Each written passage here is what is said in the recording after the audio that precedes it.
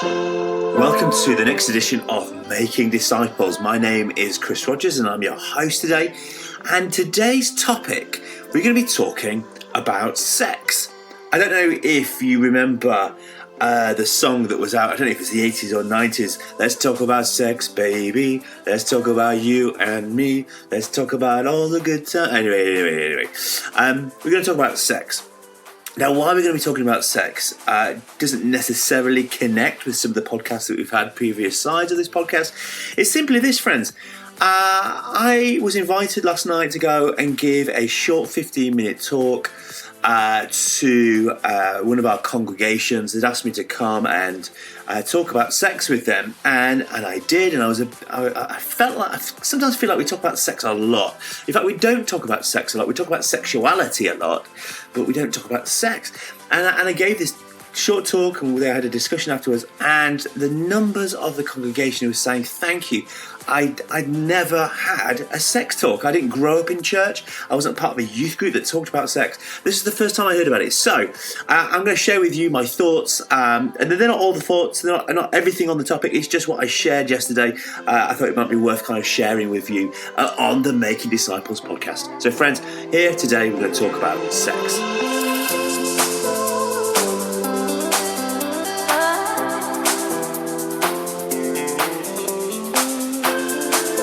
So here we go. Let's talk about sex, baby. Now, as we hit this topic, it's a few things I'd love to just make sure we say up front. The first thing is this. Soon as we start talking about sex, some of us will already feel guilty, will feel full of shame, and we might even be angry at some of the things that I say. So I want to just say, all of what I'm going to say comes from this position of, I believe that God simply is looking for you and I to be healthy human beings. The religious word is holy. God wants you to be holy. I would say holiness is healthiness. When God says to us, do this, don't do that, it's simply about God wanting you and I to live healthy lives in relationship with Him. And guilt and shame isn't helpful. And I'll talk a little bit about that in a little while. I want to recognize that we're all on a journey. Some of us are early in that journey, some of us are later in that journey, and faith and our development and our health with God is a journey that we're all going on. And sometimes there's an end point that we want to get to, but we're just not there yet. So we end up feeling guilty, or we feel full of shame. And I want to say, look, I want to recognize that we're on a journey. We're all on a journey. And as long as we're saying, God, what do you want to do in me? What do you want to shape in me, form in me? How do you want to make me healthier? Then that's the important question. We want to be emotionally and physically healthy human beings in relationship with God. So God is simply looking for you and I to be healthy. In society, the understanding now of sex has radically changed over the last numbers of years. Last 50, 60, 100 years, sex has changed. And it's become something. You hear people talk about sex and it sounds like they're talking about domination. It sounds like they're trying to conquer another human being. It's about self-gratification. It's about making me feel fulfilled or making me feel good about myself. The way society talks about sex, it's quite concerning in many ways. It's been removed from love and commitment. And the way that we as a society approach sex, it tends to be like in a consumer kind of way. You've got something I want to consume you like I do all the other products that I buy. I had somebody say to me recently, but I had sex with her because I love her. Which reminded me of Beyonce, if you like it, put a ring on it. What is love? Let's just focus on that for a moment. Love is meant to be a sacrificial commitment to a person. Love is sacrificial. It's giving to the person. It's not fantasy, and love is not desire. Many of us have yet to find love. We've found friskiness and we've found lust, but we've not yet found love. Love is this not just an emotion or a feeling, it's a deep connection and a sacrificial commitment to this other human being.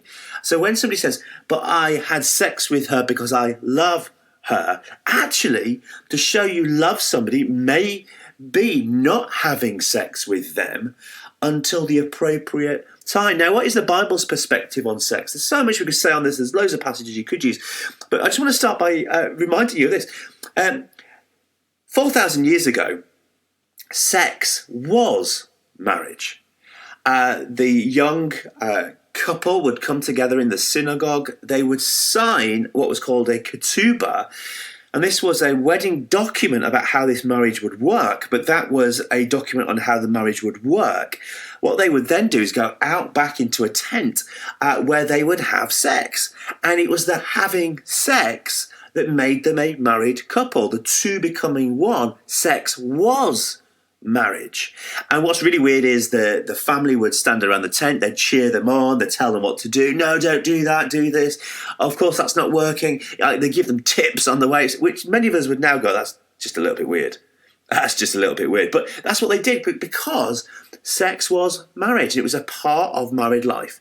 And the signing of the register was not the marriage. That was the contract on how the marriage would work. The sex was marriage. And what we've done is we've flipped it upside down. And as a society now, the signing of the register is the marriage, and the sex bit is just the other piece. It's almost become a part of dating. And we've removed sex from this commitment of love. So the biblical understanding of sex, you know, when people say, should sex only be in marriage? The question's wrong. From a Bible point of view, sex is marriage. So to remove it from a commitment is actually removing marriage. It just doesn't make sense. The Bible is not prudish when it comes to sex. Adam and Eve, they're told to go forth and be fruitful. That's not about going and planting more apple trees. Go forth and be fruitful. Go and have sex. And in Genesis 4:1 it says, and Adam knew Eve, his wife, and she conceived and bore Cain. That word, to know. Adam knew his wife. It's a bit of a sexual innuendo. The Bible's not scared of this stuff. This is what Adam and Eve were going to go off and do. So the Bible, it's not prudish. I mean, in a little while, I'm going to read you just a beautiful passage from 1 Corinthians on sex. But before I get to that point, I want you to imagine there's a scale. There's this scale, and at one end of the scale, there's animal instinct. And on the other end of the scale, you've got angels and heaven bound. And the way society thinks about sex is it focuses on the end of the scale that talks about animal instinct. So people say, humanity, we're just the sum of our urges. You know, if you're hungry, you need to eat. And if you're thirsty, you need to drink. And if you are filled full of lust, you've just got to have sex. And it's this idea that society has grown that we as human beings, we're nothing but animals. We're nothing but mammals, and we have animal instincts, and you've just got to live by those instincts. So people end up saying things like, you know, we attacked each other. She's a tiger in the bedroom. It was just basic instinct. It was just raw. We eat each other. You know, people, these phrases that we use, it's all about physical desire and instinct. When people talk about an animal instinct, it's about the physicality driving you. There's no control. You are desire driven. So the way that society looks at humanity is that actually we're nothing but animals, and we need sex. So therefore we've got these animal instincts that if we don't fulfill them, there's something wrong with us. I was at a zoo a little while ago with my children. They were much younger at the time. We're in the car, and as we were driving around the zoo, we'd done the monkeys and we'd done the giraffes and the rhinos. That was great. And then we got to the lion's cage, lion's area, and there was this female lion on this rock, and she's laid there in the sun, enjoying the sun. And suddenly this male lion comes and pounces on her and starts having his way with her. And my daughter's in the back, she was about 6 at the time, and she ends up going, "Mummy, Daddy, what is he doing to her?" It looked like he was abusing her. And she's laid there, and she was like, "Oh, whatever. Not even interested." And he kind of did his business and left. And it just, for me, was this perfect example of just animal instinct. There was no love there. There was no woo there. It was just animal instinct. He wanted to have sex with her, so he did. So let's just talk about lust for a moment. Lust is slavery. We are enslaved to our desires when we live out our lusts. If I had him or her, I would be happy, people say. Lust takes hold of our minds and our hearts and our hands, and we become swallowed up by lust, and it spits us out, and we're still as lonely and unfulfilled as we ever were. Lust is this desire, deep, erotic desire that if you play out of, you will always find that it spits you out and you feel unfulfilled. And you need to seek more of it, and you need more of it. And it's like a drug. And it's like lust is like a slavery that we live in. When we're living by our lusts, we are driven to consume and take whatever we think we want or we need. So lust and animal instinct is at one end of the scale. And that's where we as a society seem to be driven to at the moment. Now, at the other end of the scale, you've got angels. Now, angels don't have any sexual organs. And at this end of the scale, people become prudish. We don't talk about sex. Oh, no, we don't talk about those such things. That's not... If you've ever heard anybody talking about sex, oh, no, that's just so dirty. We don't talk about that. That's somebody who's swung right to the other end of the scale, and we've become prudish towards sex. We don't need sex. I'm on a higher plane. I'm heading in a spiritual realm now. It's all about the spirit. I don't need those such things. And friends, living like an angel can be as destructive as living like an animal. In the same way that you weren't designed to be an animal, you weren't also designed to be an angel. Angels don't have sex organs. You do. You are designed to neither be an animal nor an angel, but this human being that sits right in the middle.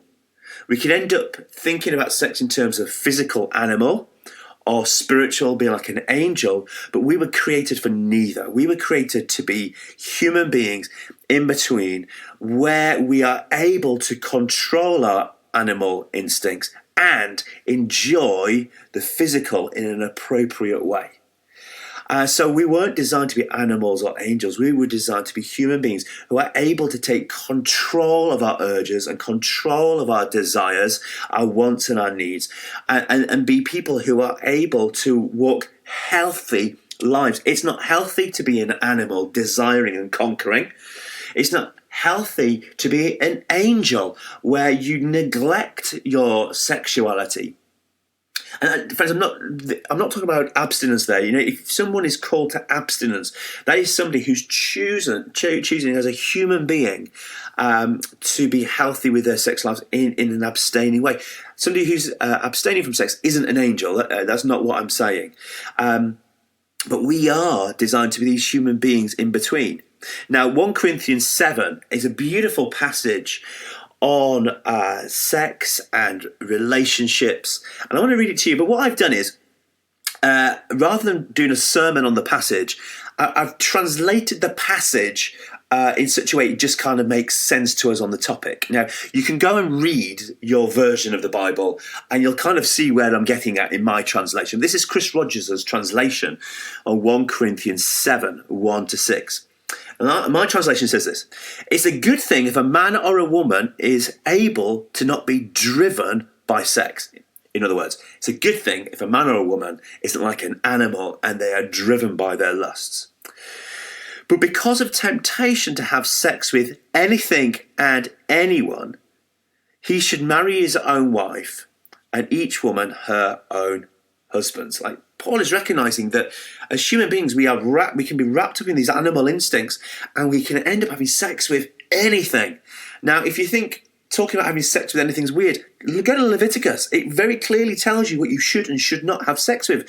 Now, many of us, we would read that bit of Leviticus and go, why is he telling me not to have sex with my mum? Why is he telling me not to have sex with an animal? Like, friends, the Bible tells us what to not do, because it's obvious that some people were doing it, and they were so caught up in their lusts, they were so desperate for sex that it was obvious they were going off and having sex with animals. So Leviticus says, whoa, we need to talk about this. Don't do it. But because of temptation to have sex with anything and anybody, he should marry his own wife and each woman her own husband. Have a committed relationship to another person so that there's a place for your sex life. The husband should fulfill his wife's sexual desires, and likewise the wife with her husband's. Let me say it again. The husband should fulfill his wife's sexual desires. Game on. Paul is saying, game on. Look, do it. Like, she has sexual desires. You have sexual desires. Game on. Like, do it. Like, fulfill those desires. In this kind of relationship, neither own their body, but share it in mutual sexual love. Neither own their body, but together two become one.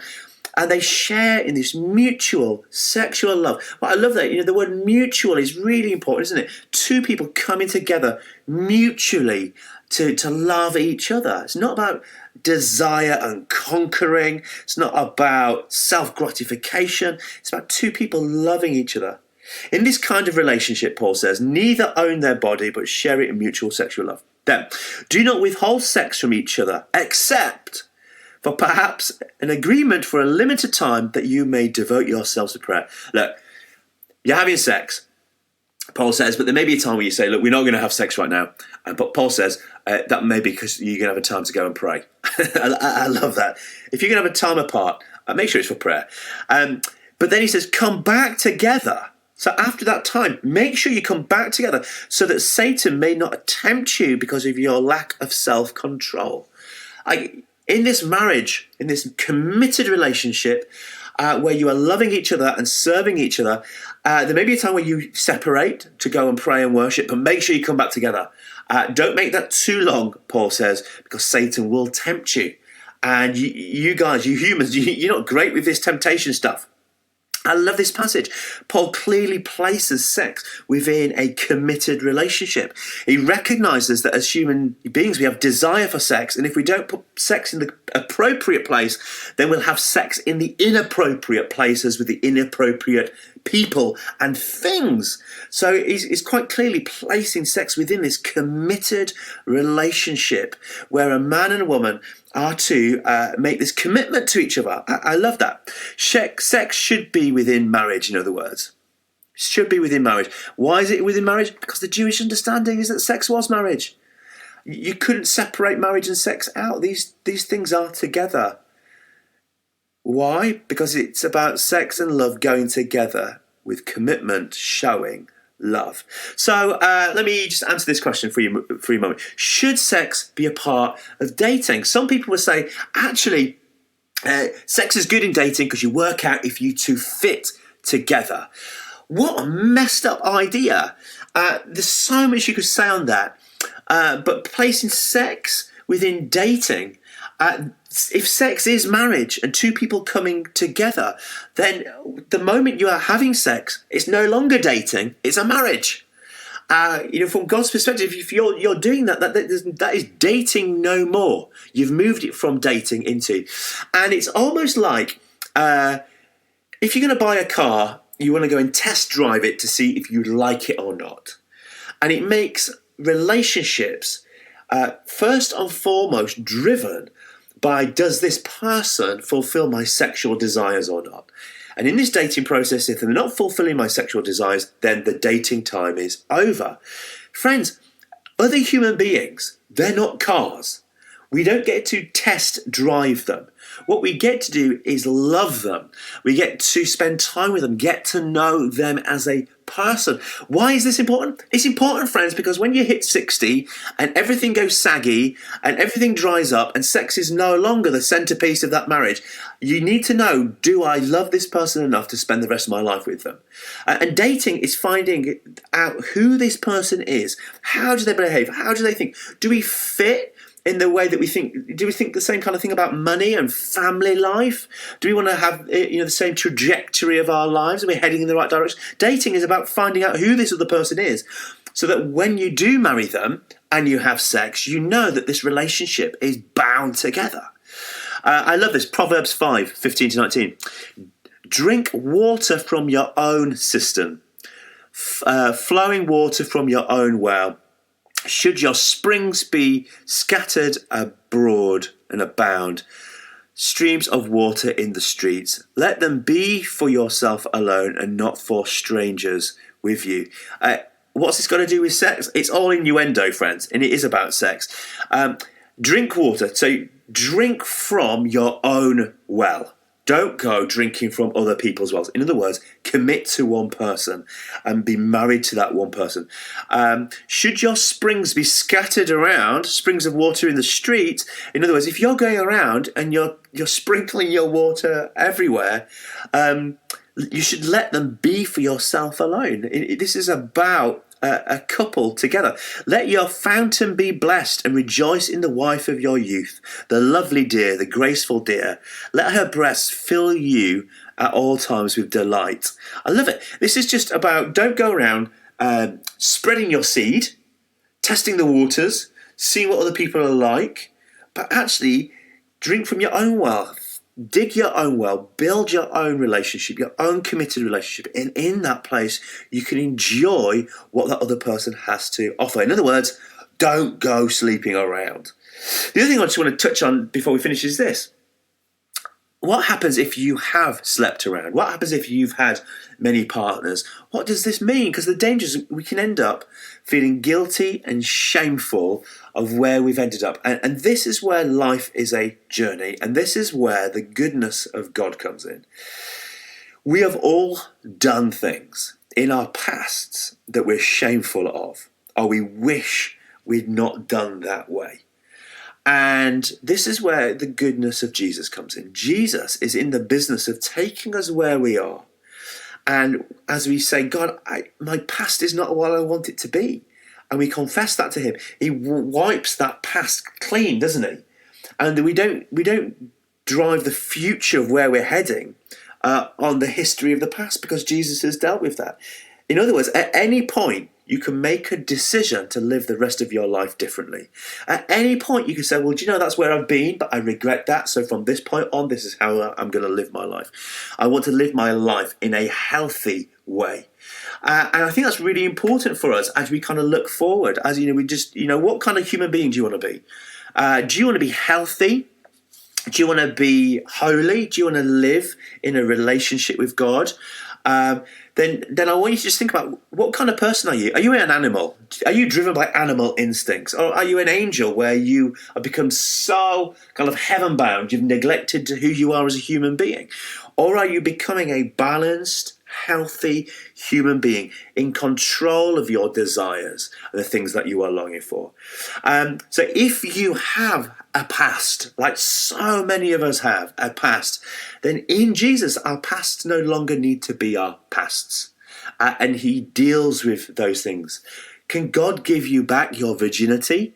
Of course he can. Maybe not in a physical way, but definitely in a holiness and a healthy kind of way. God can give us back our dignity. He gives us back all of the hurt maybe that we've caused ourselves and caused others as we've consumed from other people. And God is in the business of giving us a future and a new life. So friends, I just want to encourage you.